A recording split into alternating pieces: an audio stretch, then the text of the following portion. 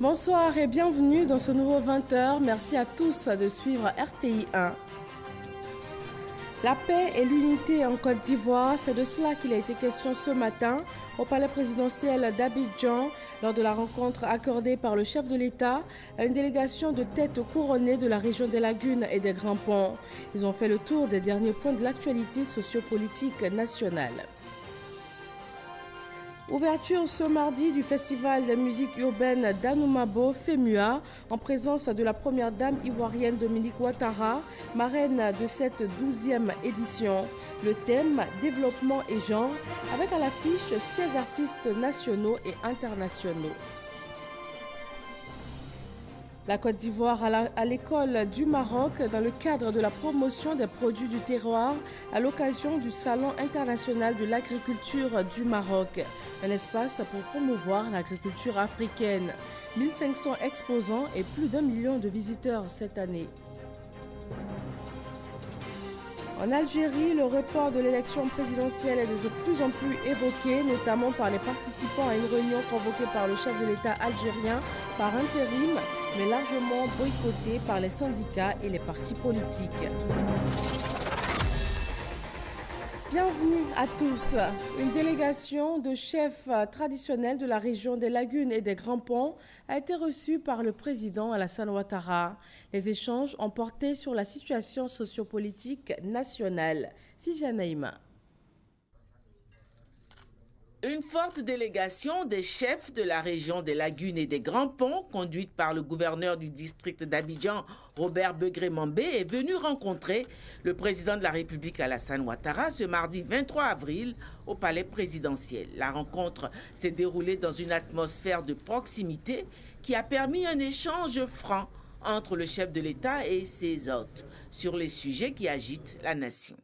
C'est fortifié, comme l'a déclaré leur porte-parole, le chef Faustin Abodou, secrétaire général du collectif des chefs Akié et Achan du district d'Abidjan, qu'ils sont ressortis de cette rencontre avec le président de la République. Nous sommes chefs de village, chefs traditionnels, autorités coutumières, et notre rôle en tant que tel est de garantir la sécurité, mais surtout la stabilité dans nos villages, et c'est cette mission que nous menons. Le président de la République est le chef de l'État. Nous sommes chefs dans nos communautés respectives et il nous appartient de temps en temps d'entreprendre la démarche vers lui pour lui porter les nouvelles de nos communautés pour qu'il soit informé de ce qui se passe au quotidien. Et c'est cette mission qui nous a menés vers lui ce matin pour lui dire que relativement aux informations qui parcourent le pays et dont nous sommes au courant, il était important que nous venions devant lui pour les lui signifier. Premièrement, il était question pour nous de dire au président de la République que les Ivoiriens ont commencé à avoir peur de l'horizon 2020 à cause des propos que nous entendons par-ci et par-là.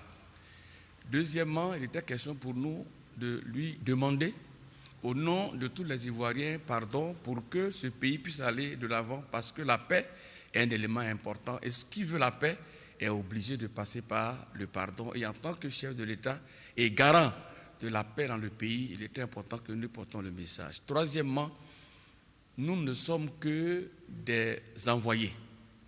De temps en temps, il est aussi important que nous venions auprès du président de la République pour nous acquérir des nouvelles. Et ce matin, il nous a donné dans le détail toutes les informations dont nous avons besoin, nous, en tant que chefs, pour être opérationnels sur le terrain. Voici donc les 3 grands points qui ont meublé les échanges que nous avons avec le président de la République. Et nous repartons tout contents et tout fiers de pouvoir porter ce message à nos populations. Mais à l'ensemble des Ivoiriens et des Ivoiriennes, nous voulons dire la chose suivante. Arrêtons de nous faire peur, parce que nous avons devant nous quelqu'un qui a une vision très profonde de la nation, qui sait où il va avec le pays. Il est conscient des enjeux et des responsabilités qui sont les siennes, et il entend mener ce bateau jusqu'à la fin. Nous lui faisons entièrement confiance et nous voulons que tous les Ivoiriens, toutes les Ivoiriennes lui fassent confiance, mais davantage prient aussi pour lui, parce que tout un chacun a besoin de prières. C'est seulement à ce prix que le pays ira de l'avant. C'est seulement à ce prix que 2020 pourra passer devant nous comme une lettre à la poste et que le pays continue de garder sa stabilité et la paix qui nous a été léguée par le président Houphouët-Boigny et qui est chère à chacun d'entre nous. Démarche empreinte de sagesse que celle de ces chefs représentant la Côte d'Ivoire profonde qui ont choisi de venir s'informer à la source. On s'intéresse maintenant à l'actualité culturelle. La 12e édition du Festival de musique urbaine d'Anoumabo a ouvert ses portes ce mardi en présence de la première dame Dominique Ouattara, marraine de cette édition. La rencontre qui se veut creuset des musiques du continent tient à son affiche 16 visages de la scène nationale et internationale. Alexis Ouedraogo. Bain de foule ce mardi à Anoumabo pour Dominique Ouattara. La première dame de Côte d'Ivoire, marraine du groupe Magic System et de la 12e édition du Festival des musiques urbaines d'Anoumabo, est venue célébrer l'art et la culture. 6 jours durant autour du thème genre et développement, cette terre qui a vu grandir le groupe de renommée internationale se veut creuser de la célébration des musiques du continent, mais aussi éveil des consciences sur la dimension genre.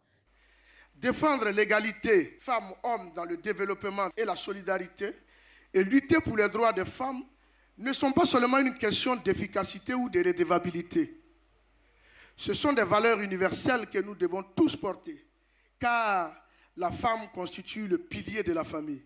L'occasion pour les Gaou magiciens de lancer un vibrant appel à la paix aux hommes politiques. La Côte d'Ivoire a trop souffert. Nous n'avons plus besoin de ça. Le monde entier nous regarde. Cultivons des valeurs de paix et de tolérance. Mettons l'intérêt général au-dessus des intérêts partisans pour un développement durable de la Côte d'Ivoire. Aux côtés du groupe, des partenaires pour la promotion des valeurs d'unité et de paix, au nombre desquels cette année, l'Union européenne pour le Magic UE Tour. Il faut aider les femmes à faire part d'une vie économique et sociale. Mais c'est autre chose, c'est aussi amener les filles à l'école. Chaque FEMUA a une école. Et c'est ça, c'est un engagement social qu'on voit ici au FEMUA. Un pays invité pour cette 12e édition, c'est le Burkina Faso qui vient renforcer ses liens de fraternité avec la Côte d'Ivoire. Jamais dans l'histoire de nos États, la coopération culturelle n'a aussi bien marché au plan institutionnel. Ce qui se passe aujourd'hui au FEMUA n'est que le fruit de cette belle coopération voulue par nos deux chefs d'État. Au pupitre des allocutions, le ministre Maurice Bandama salue le travail de Gao Productions à hisser le festival à un niveau d'excellence qui fait la fierté de la Côte d'Ivoire. Gao Productions a su hisser le FEMUA au rang de grand festival urbain d'une extrême popularité.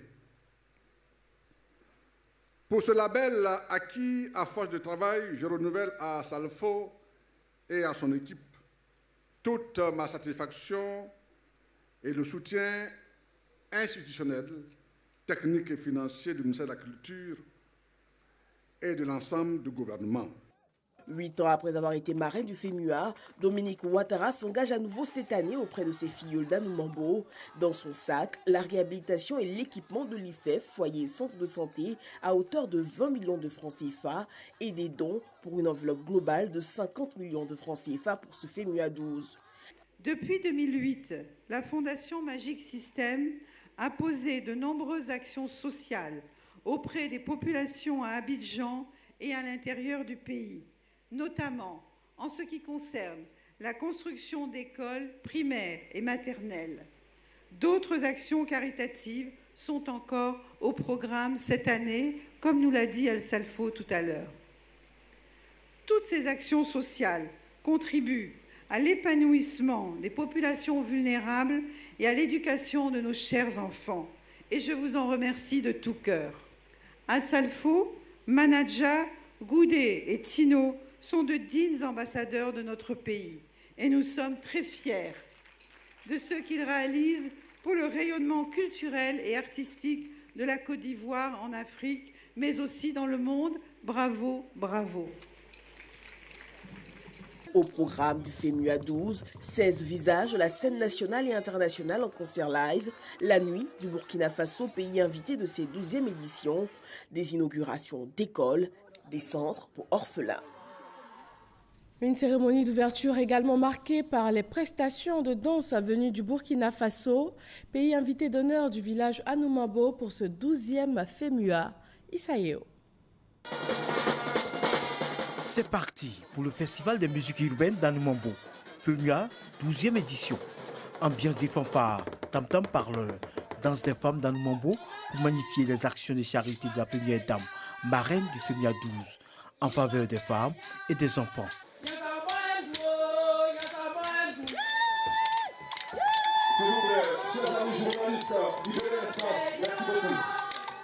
Pour la première fois, depuis sa création, un pays est à l'honneur. Le Burkina Faso, invité de cette 12e édition, s'illustre avec la troupe Waba de Koupela.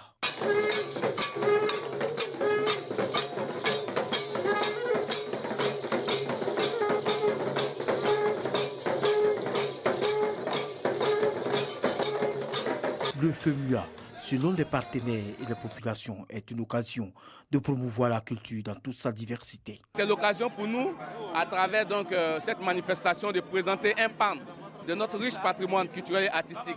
Mercredi déjà, à la nuit culturelle, à l'Institut français, à partir de 20h, vous verrez donc tout ce qu'il y a comme potentialité vestimentaire, artistique et culturelle du Burkina Faso. Le FEMUA est bienvenu pour la population ivoirienne et c'est ce qui répond à la politique du président de la République. Le FEMUA représente la paix, la cohésion sociale, le genre, surtout les femmes. Et nous, on ne peut que assurer notre image pour accompagner le FEMUA. Nous sommes à la 12e édition et nous voyons qu'il y a la maturité. La fête est réussie. Nous tirons notre chapeau aux organisateurs. Je suis très heureux. Et en tant que partenaire, je pense que la fête sera belle. Le Festival des musiques urbaines d'Anoumabo, qui a ouvert ses portes ce mardi, le refermera le dimanche 28 avril prochain à Gagnoua avec l'inauguration de l'école Magic System de Bayokoubassi. Autre événement culturel dans le sud-est de la Côte d'Ivoire, la première édition des Journées internationales de la route des esclaves s'est ouverte au royaume de Kranjabo dans le département d'Aboisseau. Invités d'honneur pour ces journées du souvenir, les Bonis de Guyane, ils reviennent ainsi sur les terres de leurs ancêtres. Serge Coléa. Les Bonis de Guyane sur les terres de leurs ancêtres à Caen.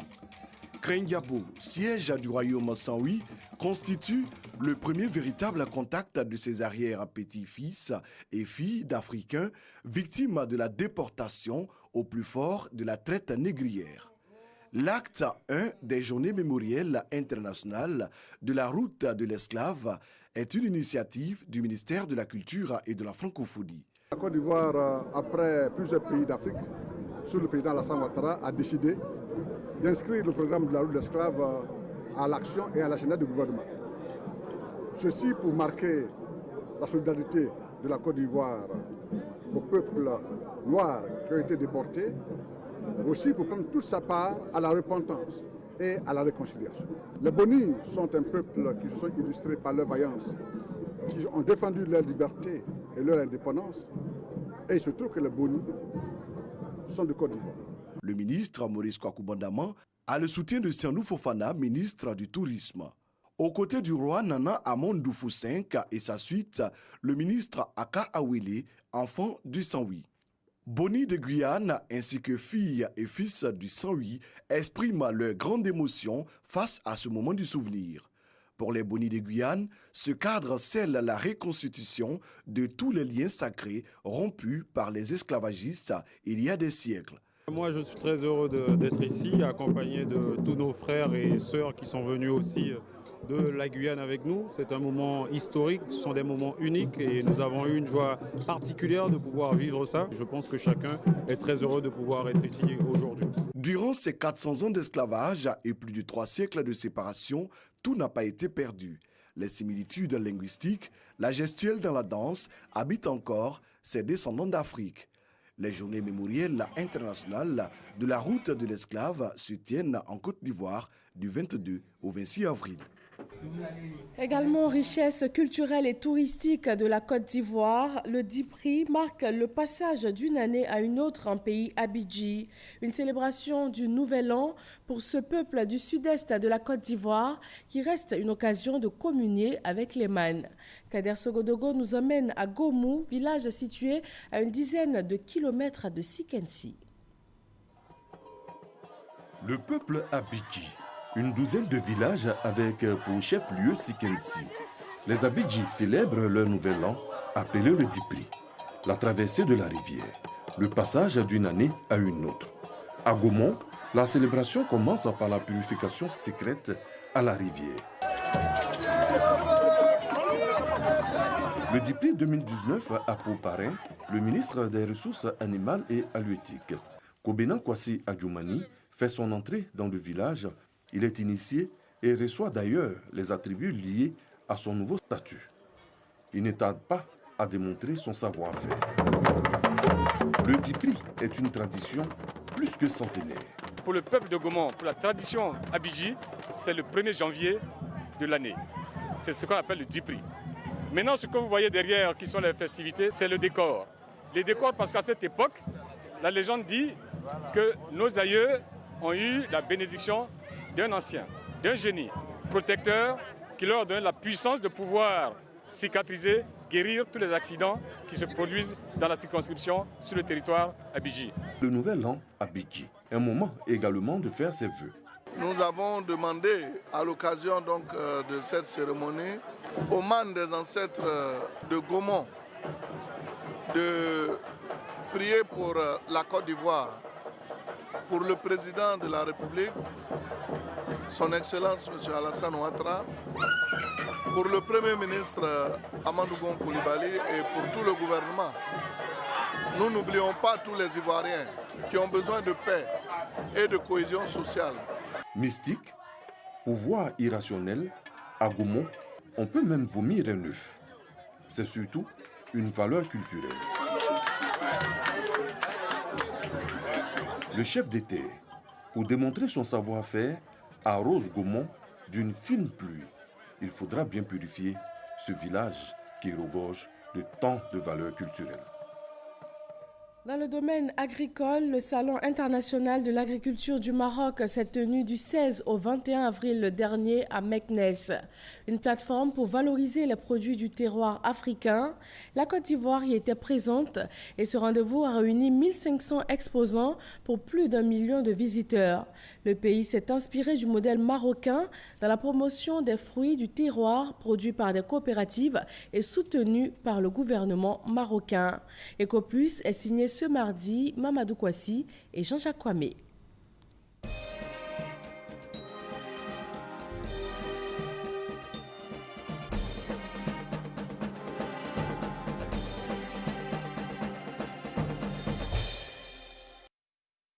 C'est pas un savon de bain. Le soir, voilà. Le soir, après ton bain, tu prends de l'eau, mets sur le visage. Shahaba, en plein échange avec Roland. Après quelques minutes d'entretien, la cliente se décide à prendre le produit que lui recommande le commercial. Le monsieur avait remarqué que j'avais des boutons sur le visage. Il m'a dit que c'est un produit à base de henné et de curcuma. Je sais déjà que le curcuma a des propriétés antibactériennes, donc ça peut marcher. Le henné, c'est très répandu au Maroc pour plusieurs vertus. Donc l'association, je n'ai jamais testé, mais je pense que ça peut marcher. Ce type de conversation, c'est la routine pour Roland Coulibaly et les exposants à longueur de journée au cours de ce salon. Le 14e Salon international de la culture au Maroc, SIAM, est devenu une vitrine pour les coopératives et les coopératives ivoiriennes en profitent pour faire la promotion des produits du terroir. Ce que nous proposons à la clientèle, c'est des produits cosmétiques. Nous avons également l'huile d'anacarde qui est riche en oméga 6. Notre objectif ici, c'est de faire valoir les matières premières produites par nos chers cultivateurs. Des amandes de cajou enrobées au chocolat avec une saveur café. Et pour nous, c'était l'occasion vraiment de mettre en valeur les principaux produits de la Côte d'Ivoire que sont le café, le cacao, l'anacarde. Cette stratégie de promotion des produits du terroir, la Côte d'Ivoire la tient du Maroc. Le SIAM constitue une foire commerciale pour les producteurs locaux organisée en coopérative. Sa Majesté aide les coopératives dans le but d'aider la femme rurale, d'améliorer son quotidien. Donc on a le droit à vendre avec des prix limités, pas une grande marche. Nous travaillons la fabrication du savon avec du beurre de cacao, du beurre de karité, de l'huile de coco, de l'huile de palme. Alors on va essayer de trouver un arrangement, comment on peut provisionner ces matières premières du Côte d'Ivoire. Les producteurs locaux bénéficient chaque année de l'assistance du gouvernement dans l'acquisition des intrants agricoles, mais aussi l'appui dans la transformation. On les accompagne à travers des programmes de mise à niveau qui concernent les produits, la valorisation des produits, l'étiquetage, l'emballage, le conditionnement et bien sûr tout ce qui est partie de marketing et commercialisation qui puisse en quelque sorte pour accéder au marché local, marché international. Les résultats de cette politique sont palpables. Environ 80% des coopératives y font leur chiffre d'affaires. Les producteurs exposants sont envahis par les nombreux acheteurs venus de tout le Maroc et des pays voisins. Présenter la coopérative Velaz pour vendre des produits, de la ruche, le miel, les autres produits de la ruche et aussi les produits cosmétiques à base des produits de la ruche, à base de miel, de venin d'abeille et de propolis. Les coopératives marocaines qui participent au SIAM font près de 80% de leur chiffre d'affaires annuel pendant le SIAM. Donc nous faisons venir des coopératives agricoles de chez nous pour que ces coopératives viennent s'inspirer de ce qui se fait ici, voir comment nos coopératives aussi peuvent conquérir des marchés et pouvoir produire et vendre avant même production. Le Salon international de la culture au Maroc est une plateforme de promotion de la politique agricole du Maroc à travers des innovations. En plus de mettre en avant ses produits du terroir, le Maroc a fait découvrir ses recettes dans la modernisation de la culture à travers le projet Arcaton, cadre de proposition des startups. Cette 14e édition, le prince héritier est venu apporter son soutien à cette politique environnementale.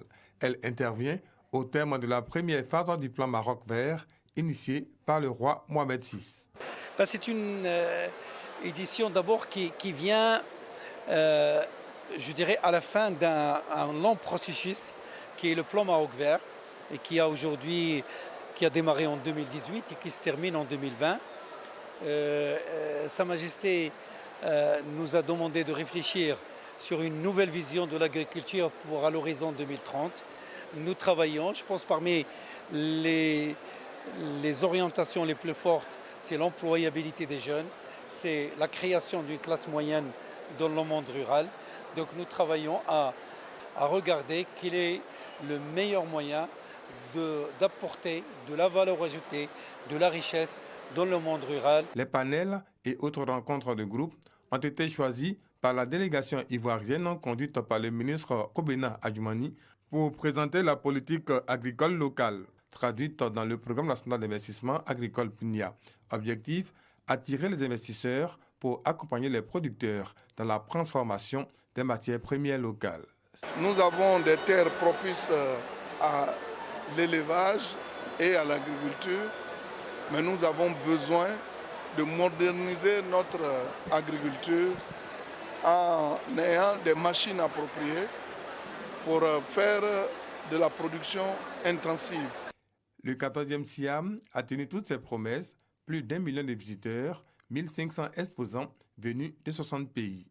Après le SIAM à Meknes, prochaine étape pour la promotion de la culture africaine, le Salon international de la culture et des ressources animales d'Abidjan-Sahara, c'est du 22 novembre au 1er décembre prochain, avec une importante délégation de producteurs et industriels marocains. Merci à Mamadou Kouassi et Jean-Jacques Kwame pour ce numéro de Eco Plus consacré à la promotion du monde agricole. Un autre secteur particulièrement important pour le gouvernement ivoirien, celui de l'eau potable. Plus de difficultés pour s'approvisionner à Amanikro, village du centre de la Côte d'Ivoire. Un château d'eau y a été inauguré par le ministre de l'Enseignement supérieur, Charles Tatou. Pakinou à Amanikro Fari, immense joie. Toutes les couches sociales de cette localité riveraine de l'aéroport de Bouaké ont marqué une mobilisation exceptionnelle pour la circonstance.